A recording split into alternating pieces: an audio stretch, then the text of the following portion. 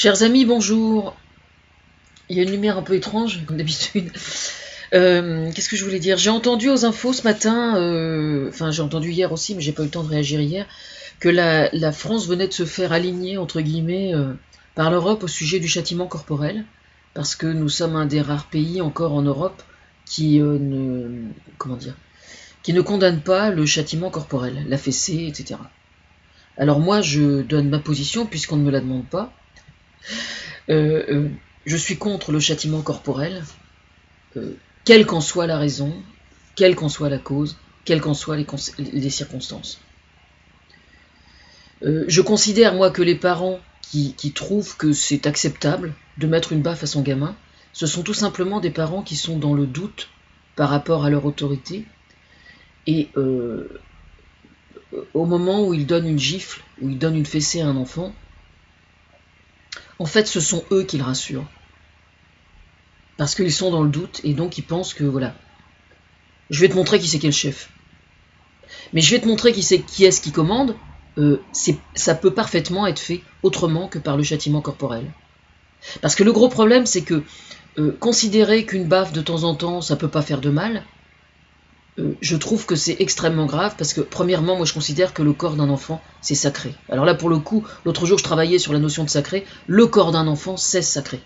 Ça, c'est la première chose. Donc on n'a pas le droit de lui faire violence en quoi que ce soit. Déjà.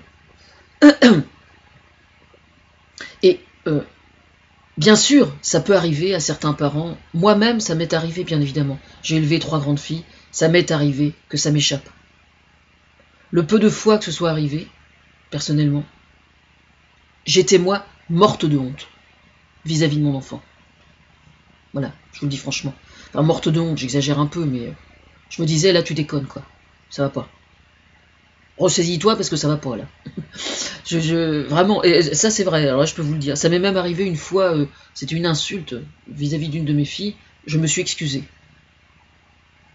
Il n'y a aucune honte à dire à son enfant qu'être parent c'est difficile. Aucune honte.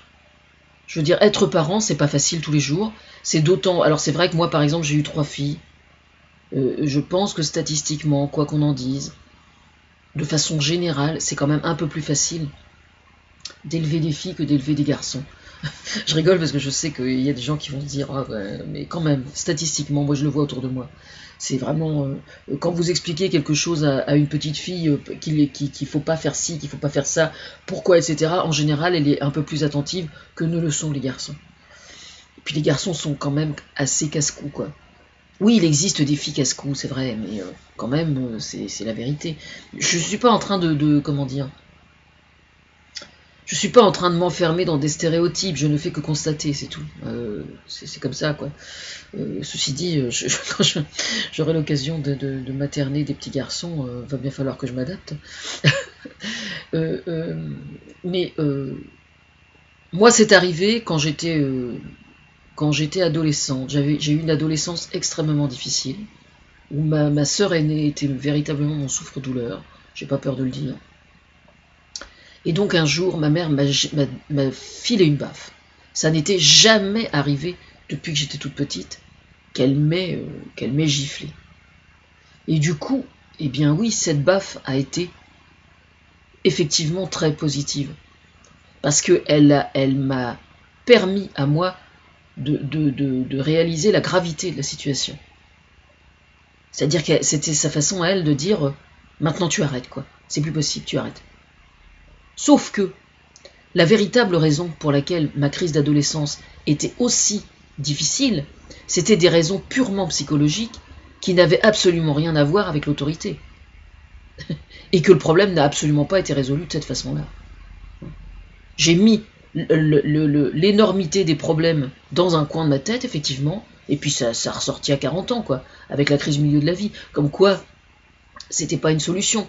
Mais je me souviens très très bien de l'attitude de ma maman, qui elle-même était complètement, comment dire,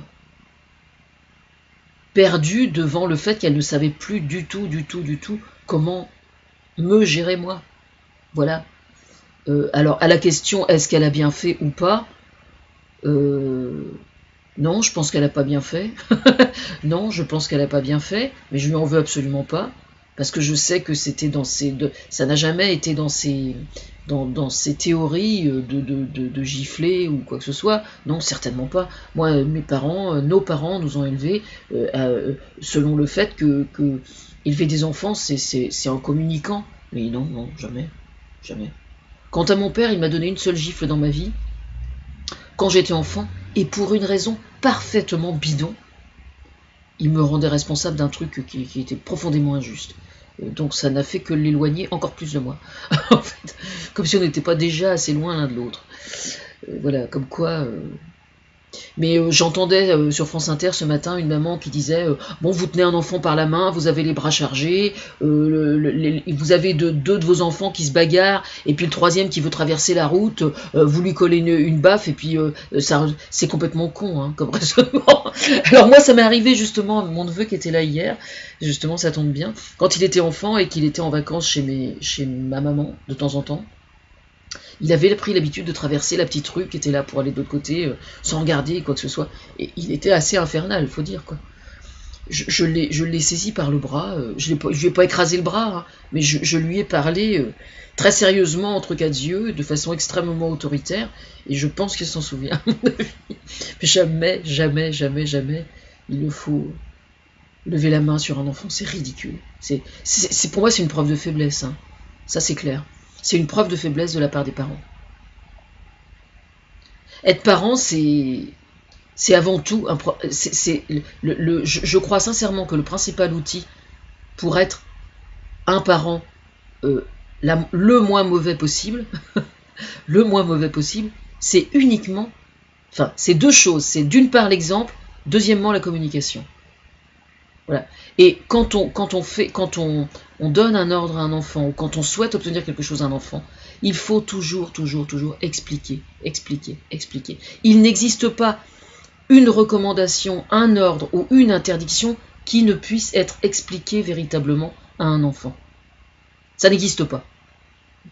Si vous lui dites, si vous lui apprenez les bonnes manières à se tenir correctement à table, c'est-à-dire, par exemple, ne pas avoir le portable. Je rigole parce que ce matin, j'ai vu justement une sophrologue qui est sur mon mur, sur un des réseaux sociaux, et qui me met un dessin humoristique où des adultes se mettent à table, et puis il y a un monsieur qui dit à la dame à côté le portable, on le met à droite ou à gauche de l'assiette.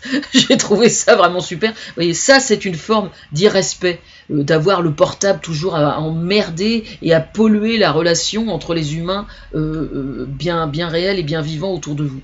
Ça c'est une marque d'impolitesse par exemple, vous voyez, et ça c'est parfaitement explicable à un enfant. Et aux adultes aussi. Je pense que les adultes ont besoin d'être éduqués peut-être par les enfants. Hein. Il arrive fréquemment que les adultes aient besoin d'être éduqués par les enfants. Ça fait absolument aucun doute aussi.